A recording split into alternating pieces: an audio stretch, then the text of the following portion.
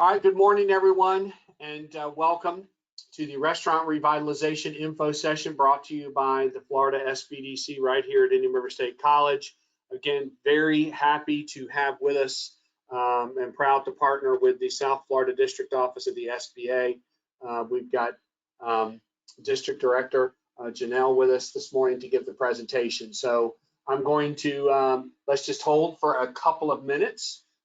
We will start promptly at 9, but we'll make sure everybody's in. So stand by.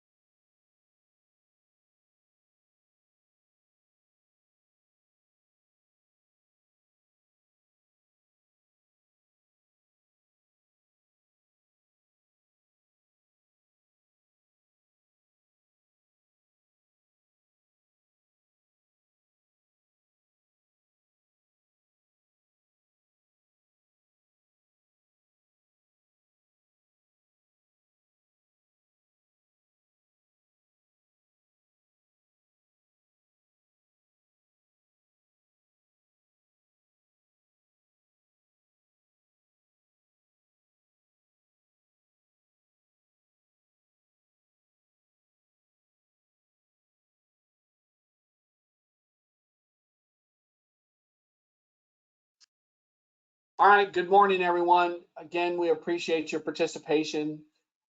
This is the Restaurant Revitalization Info Session being brought to you by the Florida SBDC here at Indian River State College. And of course, we couldn't do all of this and all of our work without our partnership and support of the SBA, the Small Business Administration.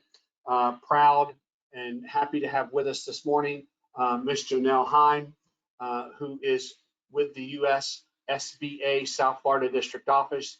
She serves as the Deputy District Director in that office. And again, just happy to have Jonel with us. Always a great partner, has been on our campus many times in helping us promote capital access and all the resources that the SBA brings to our region and our clients. Again, this morning, a very high level overview of this Restaurant Revitalization Fund. The most important thing I want you to take from today's session is that if you have any questions, if you need any assistance or help in compiling, completing, and submitting your application for this, that is what we are here to help you do. So with that, I'm going to immediately get it turned over to Jonel so we can get started and get you back to your work. So with that, again, Jonel, thank you so much for helping us with these info sessions, and I'm going to turn you over as the presenter.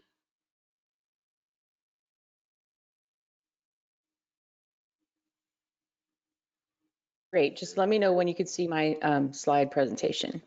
You are up and running, Jonel, great work. Wonderful, thank you, Tom. Thank you for that wonderful introduction. And thank you for giving us the opportunity to be here and provide information on this brand new program. The Restaurant Revitalization Fund is what we're going to talk about. As Tom said, very high level.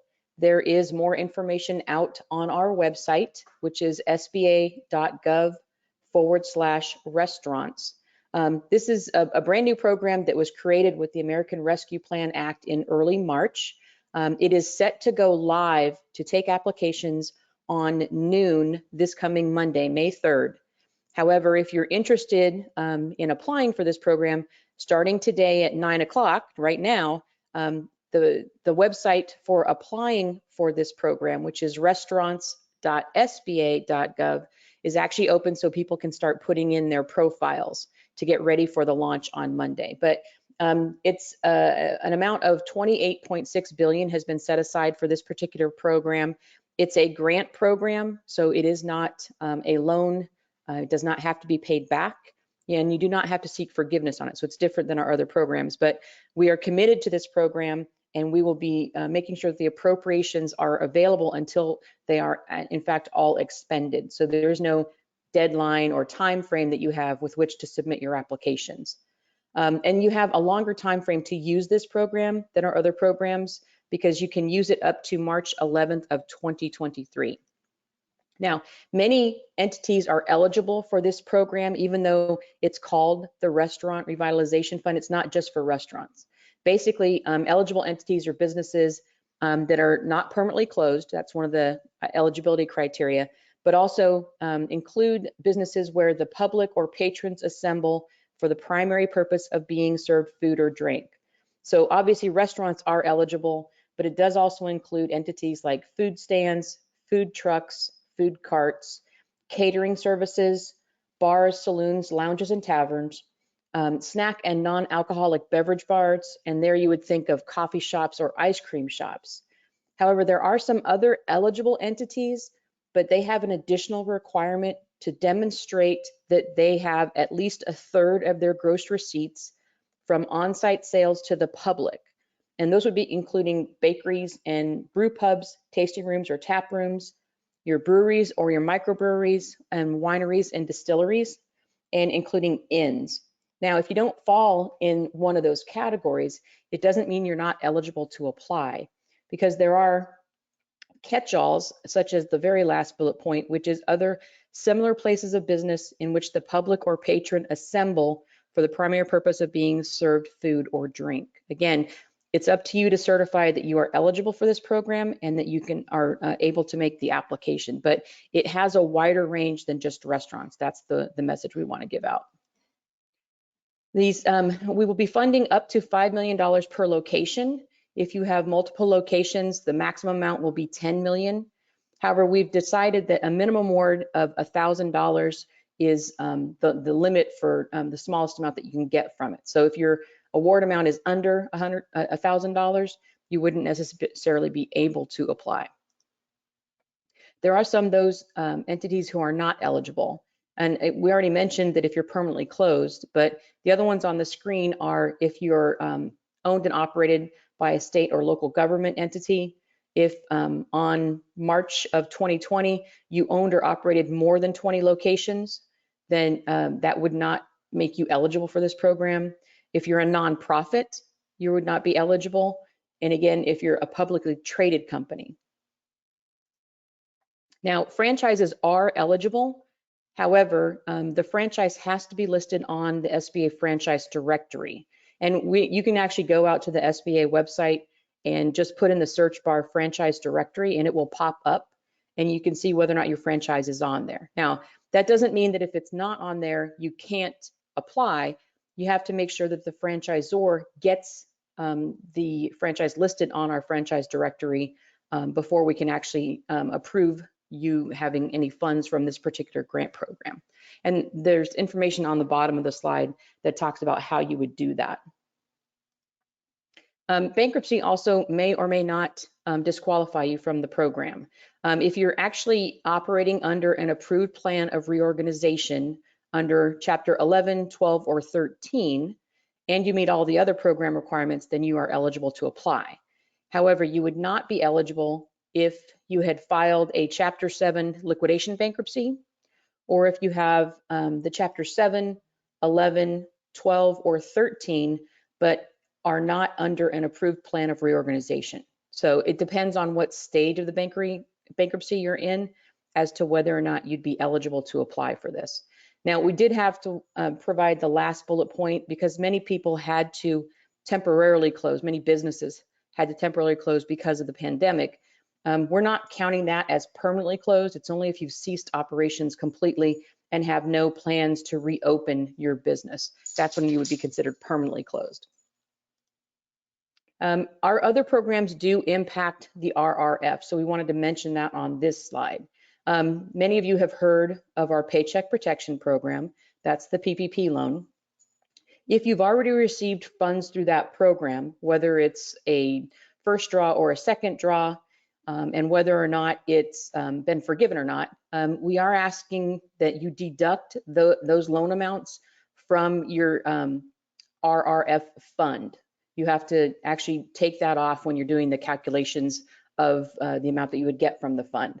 The other thing is we want to make sure that you're using the same identifier, the number identifier, whether it's the EIN, the ITIN, or the Social Security that you used with the PPP loan. You want to make sure that they are matching up.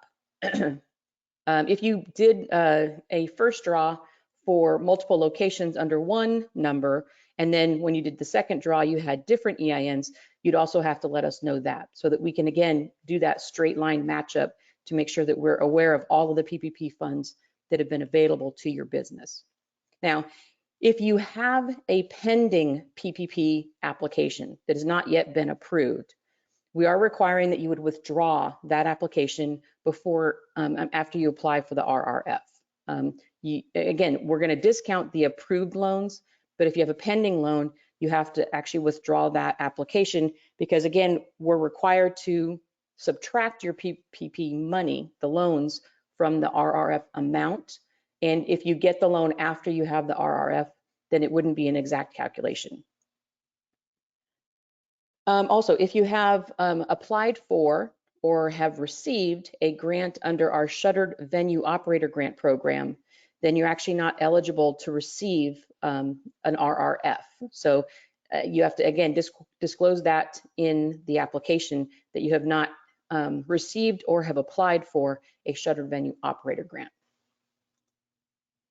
The other thing you have to do for all of our programs, not just this program, but anything having to do with COVID and the pandemic, we are requiring that applications will certify that you actually need the money and that it's based on our current economic uncertainty and that it's going to be used for the ongoing operations of your business. So again, because of the fact that this is COVID related, we need to make sure that you're certifying this as well on the application. Now, this is a little bit different, this particular program, than our other programs. It has 3 expense categories for eligible uses of the funds. The first one being business expenses, the second construction expenses, and the last being business debt. And again, the business expense is pretty expansive. Normal business expenses that you have for payroll, utility payments, maintenance, things like that. Construction, it's pretty limited to the construction of outdoor seating. It does not actually qualify if you're expanding your location for any other purposes. So construction of outdoor seating, again, based on the pandemic, would be one of the eligible uses for the construction expenses. Business debt, again, a little bit different. If you're familiar with our PPP program, that allowed for mortgage and interest-only payments on mortgage installments or rent and leases. This is a little bit different. It does include payments of both principal and interest on business mortgage obligations, and regular secured or unsecured business debt service is also included. What's not included is the to pay off those types of debts or to prepay those debts. So to pay your normal business expense obligations for your business debt, those are qualified. It's just not, it's a little bit different than the PPP and the EIDL loan. And when do you have to use the funds? I already mentioned this has a longer period of times where you can expend the funding, but it does go backwards and go forward. So sometime between February 15th and March 11th, I'm sorry, February 15th of 2020 and March 11th of 2023 is the time frame that you can use this to expend money on eligible expenses. So either you had incurred them already in the past, and then those that you're going to incur in the future, as long as they meet those eligible funds. However, if by chance you receive money from the RRF and then have to permanently close, the covered period, again, that time frame between February 15th of 2020 and March 11th of 2023, would actually be truncated down to the date when you actually permanently close. So it's if you're going to have to close after you receive the funding, that cover period would end when you close your business or March 11th, 2023, whichever occurs sooner. If by chance you do not expend all of the money during that time frame, you have to return it to the government. It's not something that you can keep and then use on other business purposes. To apply, I mentioned that the application site is going to open on Monday, May 3rd at 12 noon. We have the online platform, which is the first one you see on this screen, restaurants.sba.gov. It is currently open today and will stay open through the weekend for potential applicants to go in and start setting up their profiles. So they're ready to go at 12 noon on Monday with the application. The other way to apply is through a point of sale vendor. If you're using a point of sale vendor, it is possible that they are already going to be working with SBA to take these types of applications. We announced, I think it was last Friday, that we have 4 of the POS vendors already signed up, and those would be Square, Clover, Toast, and NCR. So if you're working with any of those companies, you may want to get in contact with them first and see if they'll be accepting applications and when. The other great thing we've done is set up a call center for this particular program. That's actually a live number already that's up on the screen, 844-279-8898. And they will actually have the ability to take telephone applications, although it may take a longer processing time, but they can also answer questions about the program. If you read our website and you have questions, these people are specifically talking about only this program. This number is only about the Restaurant Revitalization Fund. So if you have questions, they'll be able to assist you with those questions and also take those telephone applications. Now, we wanted to do that because it just allows access for people that may be in an area that doesn't have reliable Wi-Fi or broadband ability. So again, we're looking at making sure that this program is as accessible as possible to all types of businesses that can apply for it. In order to get ready though, you will have to gather some documents. So, paperwork is always key for a government program. This is no different than our other programs. We do have an online application that's out on our website if you'd like to see what the sample application looks like. If you actually complete it on our regular grant platform, then you don't have to turn in the documents itself. A digital copy will be considered acceptable. Because of the fact that we're dealing with financial information as a basis for the particular program, we will require a verification of tax information from the IRS. So we'll be gathering the IRS form 4506T. Again, if you complete it online on our digital platform, that will satisfy that requirement.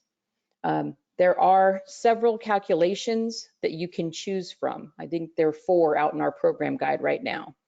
Almost all of them are based on gross receipts in 2019, 2020, and 21, or on documentation that shows that you have spent money on those eligible expenses that were listed on a previous slide. So we're going to look for documents like the ones that are listed on the screen. Business tax returns, if you're a corporation, 1120 or 1120S. If you're a sole proprietor, self-employed, or an independent contractor, then we would look for the 1040 Schedule C. We'll look for the 1040 Schedule F if you're a farming institute or entity. We will allow partnerships as well. So we'll look for the IRS Form 1065 for a partnership. There is a requirement that you provide the most current, recent 3 months bank statements for your business account or whatever you're doing your business operations in. So you will have to provide bank statements. You could also provide externally or internally prepared financial statements, such as income statements, profit and loss statements, or balance sheets. Those are acceptable. And I mentioned before, if you work with one of the point of sale vendors, you may be able to provide the point of sale reports, which is why working with that vendor to make the application could be a lot quicker because they already have the gross receipt reports that you would need. But it will also include IRS Form 1099K when we're looking at the point of sale reports. I mentioned that there were some entities that have an additional requirement that they provide documents that at least 1/3 of their gross receipts for 2019 or 2020 are coming from on-site sales to the public. So what we're looking for there are maybe tax or trade bureau forms. It could be state or local forms that are filed, or internally created reports from an inventory management, sales reporting, or accounting software. So if you're able to pull reports internally that would show that you have this level of gross receipts, then that would be helpful. Now, it is open to businesses that have opened in 2020, or those that haven't opened yet but have expended money on eligible expenses. So there we wouldn't be looking necessarily for the gross receipts because you haven't done sales yet, or you don't have that much sales, but we'll be looking at your original business model. And here you would think business plan. And that business plan has to have shown that you figured at least 33% of your gross receipts would come from on-site sales to the public. And that's true for any of those entities that are listed on the screen right there. Again, we're looking for historicals if you were in business in 2019, but if you were not in business until 2020, or you haven't yet started because you weren't able to because of the pandemic, then we would look at your business plan or your business model to see whether or not there's documentation of this. Now, as Tom mentioned, you don't have to go this alone. I've already mentioned that we have our call center hotline out there to help you. It's the numbers listed on the screen. They have help in, I believe it's about 30 different languages. So again, you can feel comfortable, conversing in whatever language you're actually most comfortable with. However, the SBDC at Indian River State College is a great resource for you. And I know that they stand ready to assist you with this application process, or to answer questions that you have about the program. You can find other ones if we have people that are viewing that may not be local here to the state of Florida. If you go to the website that's on the screen, which is sba.gov/local-assistance, and you put in your zip code, it will tell you what resource partners we have that are located near you. Our network is made up of many partners. We have our SCORE chapters, our small business development centers, our women's business centers, and our veteran business outreach centers. Obviously, if you're listening and you're local to Indian River State College, we want you to tap into this SBDC that's located there. But you have multiple people all around the nation actually that are waiting and standing by to assist you. We wanted to provide those some best practices as well, things to keep in mind as you're going through this application process that can possibly smooth the way and make it a less cumbersome application process for you. But we want to make sure that you're aware that we need to have completed documentation. A complete package is your pathway to get through this process with the least amount of headaches. If you provide incomplete documentation, you're going to be rejected from the program, and then your time frame, your timeline will have to restart when you've actually provided the completed documentation. So you really don't want to have any delays in this because we have a limited amount of funding. I mentioned $28.6 billion, which sounds like a lot of money, but we have over 1 million restaurants alone in the United States. And we know that this is one of the hardest hit sectors of the economy. So we want to make sure that you don't jeopardize your place in line if you don't have complete documentation. So that kind of leads us to the second point, which is leveraging your resources. I've already mentioned that our resource partners, including the SBDC at Indian River State College, stand ready to help you, but you may also want to use the assistance of your tax professionals, although it's not required. You're not required to do or hire anybody to assist you with this particular application process, but they may have insight into helping you to complete the package in a way that it won't risk you being pushed out of line because of an incomplete package. We cannot make any corrections on your behalf. That's the one thing we have to make sure that you're aware of. The only correction that could be made is if you call our call center and they reactivate your portal access so that you can go in and make corrections, or they can do it. The SBA itself can't actually correct any documents that you provide us or any information that you're providing because you're certifying that the information is correct when you hit that submit button. Also, I have to mention this again. If you have a pending application for the PPP, you want to try to get that pushed through ahead of time in advance of doing the RRF application. Again, the reason behind that is the calculations require that we subtract the total amount that you've received under PPP. And if you have a pending amount, then that calculation isn't going to be correct on your RRF application. In fact, we're telling you that you need to withdraw the application from your lender if it's not approved by the time you actually submit the RRF application. So just be aware that that's something that will, cause a problem with getting this all the way through the process. When can you apply? So this kind of shows you the time frame of how we're rolling out the program. This slide does. Currently, we are in this pilot period, and we are using the pilot period to work with individuals that are already existing PPP borrowers who have self-identified as members of what we're calling the RRF priority group. So we're using them to kind of work the kinks out of the program, although they will not be funded until the application is actually opened to the public on Monday. So although we're working with them to make sure that our process is going to work, they're not going to get the money any sooner than anybody else would. But we've decided that the first 21 days of this program will be what we're calling our priority period. We will accept applications from everybody during the first 21 days, but we're only going to be funding those that are fall within what we call the RRF priority group, which are small businesses that are owned in a majority and controlled by women, veterans, and or socially and economically disadvantaged applicants. They're going to be funded during the first 21 days. Now, that doesn't mean that if you apply, you lose your space in line, because when we open up the program on day 22 for everybody else, we're going to start funding the ones that were in there but didn't meet the priority group qualification in the order that they were received. So again, you save your space in line. It's just you may not be funded at the very beginning during the first 3 weeks of the program. And again, we'll continue to fund applications in this program until we have exhausted all of the funds. Now, ways to stay connected to us here at our district office. We have an SBA newsletter. You can sign up for updates at the link that's on the screen, sba.gov/updates. You put in your email address. If you also put in your zip code, you'll be added to your local district office distribution email list as well. The SBA is active on social media, both on Twitter and on Instagram, and the Twitter handles and the Instagram site are listed on the screen. To contact our office, it's best to use email.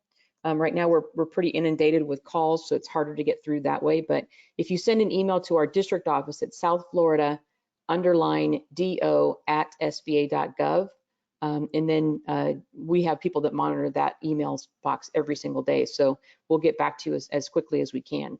But if you want to call, you can. The phone number, our general phone number is 305-536-5521. This program and all the other ones that I have mentioned are actually listed in one website, which is sba.gov/relief. Everything, it's kind of our main landing page for all the economic aid that we've provided for the coronavirus. So you can find all of our other programs underneath that particular website, but we've provided 3 additional websites. So if you want to go directly to the PPP or the EIDL loan or the Shuttered Venue Operators Grant, those are up there on the screen as well. And I think that's it, Tom. All right, beautiful. Let me, all right. And so do we have any questions? Again, we'd like to kind of, keep this a little high level, but if we've got just a couple of questions, we'll take them. And again, most importantly, if you've got deeper questions, we're happy to answer them. You can contact us directly, and we'll either answer the question or we'll get you an answer. But does anybody have a question at this time?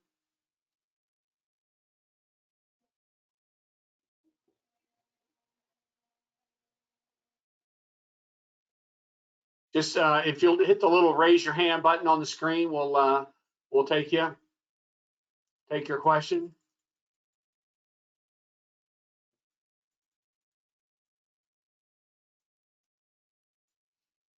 All right, I see no questions. Hold on.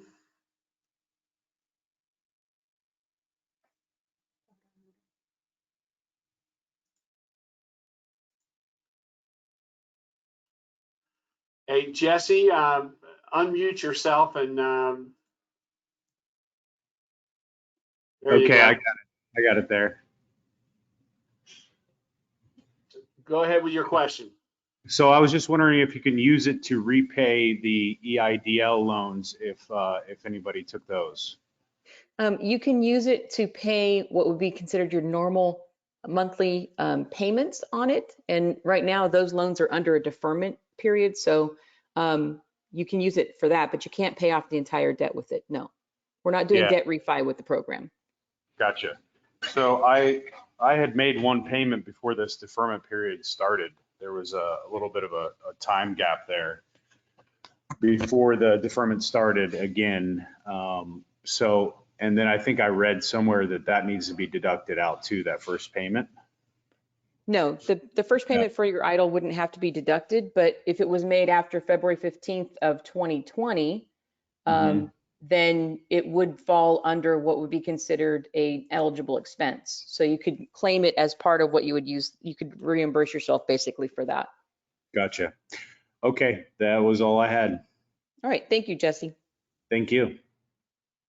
All right, Carmen, you may also have to unmute yourself, but here's Carmen's question, Jonel. She is an indoor entertainment center, but she has a food operation with inside her facility. Can she apply? Again, she'd be under that requirement that she'd have to show at least 33% of her gross receipts would have to be those in-person sales of food and drink. That last bullet point that was on the slide where it's any other business that, you know, can qualify, she would qualify as that type of entity. Carmen, does that answer your question, or you need to expand on that?